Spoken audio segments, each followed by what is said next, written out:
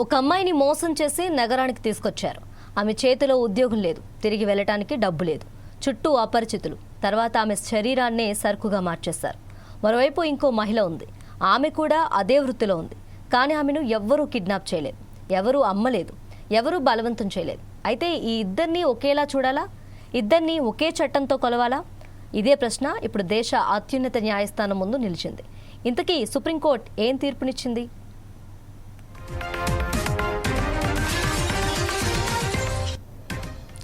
ఇక్కడ మొదట ఒక విషయం స్పష్టంగా అర్థం చేసుకోవాలి.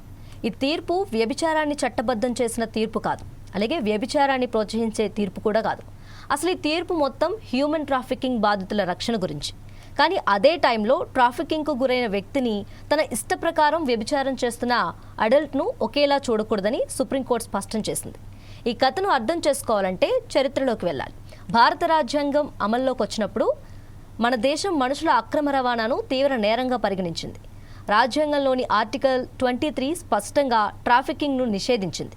ఎందుకంటే పేదరికం, మోసం, బలవంతం, బెదిరింపులు లేదా మానవ దోపిడీ ద్వారా లక్షలాది మంది మహిళలు, పిల్లలు నరకయాతన అనుభవిస్తున్నారని దేశం గుర్తించింది. తర్వాత 1956లో ఇమ్మోరల్ ట్రాఫిక్ ప్రివెన్షన్స్ యాక్ట్ అనే చట్టం వచ్చింది.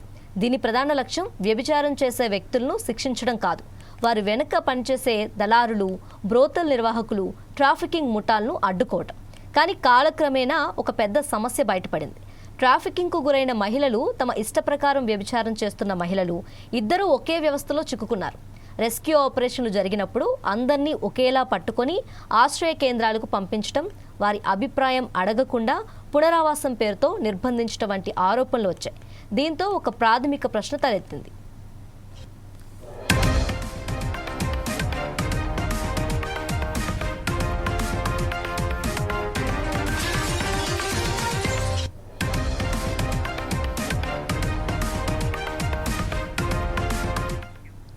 ఇక్కడే సుప్రీంకోర్టు చాలా కీలకమైన తేడాను వివరించింది.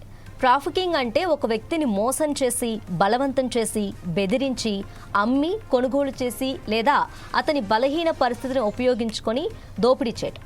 ఐక్యరాజ్య సమితి రూపొందించిన పలెర్మో ప్రోటోకాల్ కూడా ఇదే నిర్వచనాన్ని ఇస్తుంది.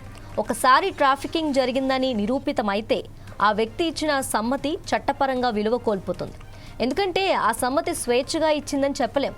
కానీ ఒక పెద్ద వయస్కుడు లేదా పెద్ద వయస్కురాలు ఎలాంటి బలవంతం లేకుండా తన స్వంత నిర్ణయంతో వ్యభిచారం చేస్తుంటే అక్కడ పరిస్థితి పూర్తిగా భిన్నంగా ఉంటుంది. ఇక్కడ చాలామందికి తెలియని మరో విషయం ఉంది. భారత్లో వ్యభిచారం ఎవరికి వారు ఇష్టంగా చేయటం పూర్తిగా నేరం కాదు. అయితే బ్రోతలు నడపటం, దళారీగా వ్యవహరించటం, ఇతరులను లైంగిక దోపిడీకి నెట్టడం, ట్రాఫికింగ్ చేయటం, మైనర్లను ఈ వ్యవస్థలోకి లాగటం, బలవంతంగా వ్యభిచారంలోకి దింపటం మాత్రం తీవ్రమైన నేరాలు. అంటే చట్టం అసలు లక్ష్యం వ్యభిచారులను శిక్షించడం కాదు, దోపిడీ వ్యవస్థను అడ్డుకోవటం.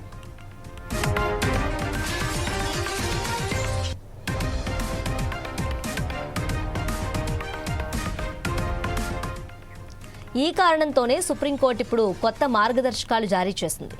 ఇకపై అధికారులు ముందుగా ఒక ప్రాథమిక విచారణ చేయాలి.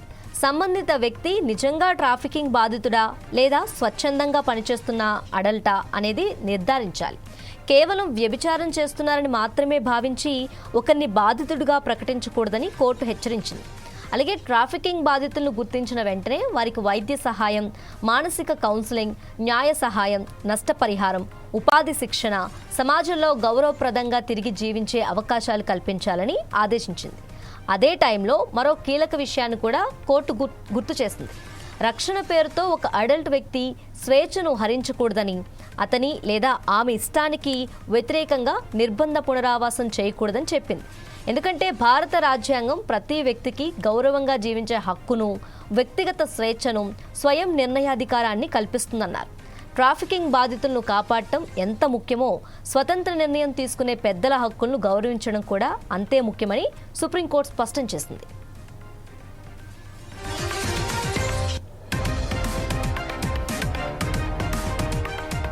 మొత్తానికి ఈ తీర్పు ఒక విషయాన్ని దేశానికి గుర్తు చేసింది. ప్రతి వ్యభిచారి ట్రాఫికింగ్ బాధిత కాదని, అలాగే ప్రతి ట్రాఫికింగ్ బాధితుల్ని కేవలం వ్యభిచారిగా చూడలేమని చెప్పింది. అలాగే ఒకరికి రక్షణ అవసరం కావచ్చు, మరొకరికి గౌరవం, స్వేచ్ఛ అవసరం కావచ్చు. ఈ రెండిటి మధ్య తేడాని గుర్తించి న్యాయం చేయటమే ఆధునిక ప్రజాస్వామ్య సమాజ బాధ్యత అని సుప్రీంకోర్టు చెప్పింది.